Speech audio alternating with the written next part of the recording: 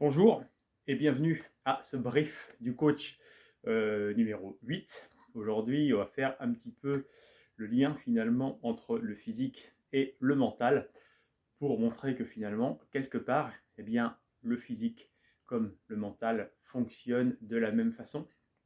Il y a quelques jours, j'avais parlé d'antifragilité pour dire que finalement, avec le développement mental, quand on subissait une épreuve qui, à la base, pouvait finalement nous amener plus bactère, qu'on arrivait à la dépasser et finalement à la surcompenser, on devenait meilleur.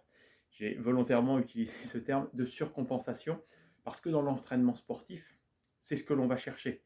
C'est-à-dire qu'on va chercher à créer un stimulus d'entraînement qui, au départ, va nous amener à un niveau plus bas que celui qu'on avait au départ. C'est-à-dire qu'après un entraînement, la fatigue induite par l'entraînement, la baisse des réserves énergétiques, les micro-traumatismes qui peuvent être créés au niveau des muscles, hein, c'est le cas avec l'entraînement en musculation par exemple, et certaines méthodes de musculation comme le travail excentrique sont plus intenses au niveau finalement du cassage des fibres musculaires.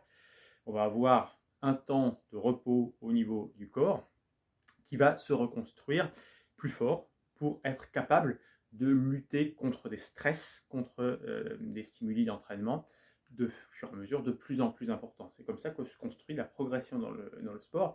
Et finalement, quelque part, mentalement, quand on va se confronter à quelque chose, qu'on l'accepte, qu'on l'affronte, qu'on réfléchit à ce qu'on est, qu'on va chercher des ressources qu'on ne pensait pas avoir, eh bien, on se reconstruit finalement plus fort de la même façon. Par exemple, on a parlé donc de l'entraînement, qui était un stimulus pour renforcer l'organisme.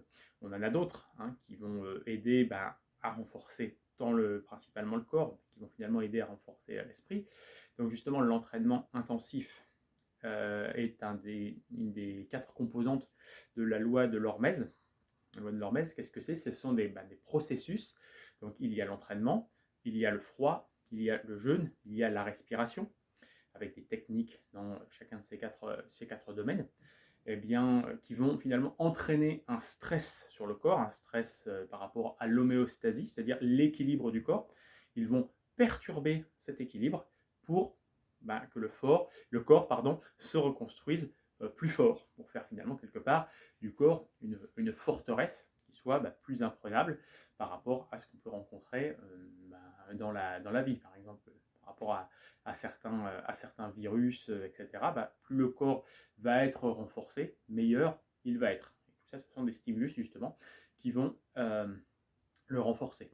Également, quelque part, mentalement, l'entraînement mental qu'on peut avoir, ça va être de la même façon devenir progressivement meilleur, être capable, par exemple, de réfléchir à ce qu'on est. C'est un travail mentalement. On verra justement, on a déjà vu des choses par rapport à l'identité, par exemple. Qu'est-ce que ça va être? Ça va être aller rechercher ses valeurs. Avec les valeurs, on va rechercher aussi ses compétences et essayer de trouver justement cet équilibre entre valeurs, compétences, volonté, la mission qu'on veut avoir, pour se construire une identité et mettre en action finalement ce que l'on veut être. Ça va être par exemple identifier ses émotions, mieux les gérer pour, quand on a une situation stressante dans la vie, mieux réagir.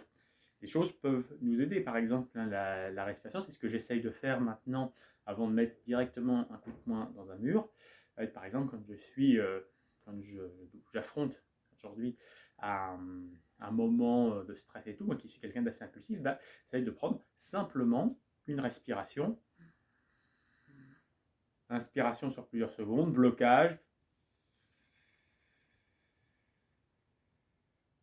expiration, avec la volonté de relâcher justement cette tension que j'ai accumulée. Ne pas céder finalement à l'émotion dans l'instant, l'accueillir, essayer de prendre ce temps un petit peu de méditation sur moi-même, de calmer, pour essayer d'avoir une réponse qui soit un petit peu plus appropriée que de la violence physique, par exemple. Voilà, donc ce petit brief du coach un petit peu improvisé, c'est une discussion que j'ai eue avec quelqu'un cette nuit, petit coucou par la même occasion.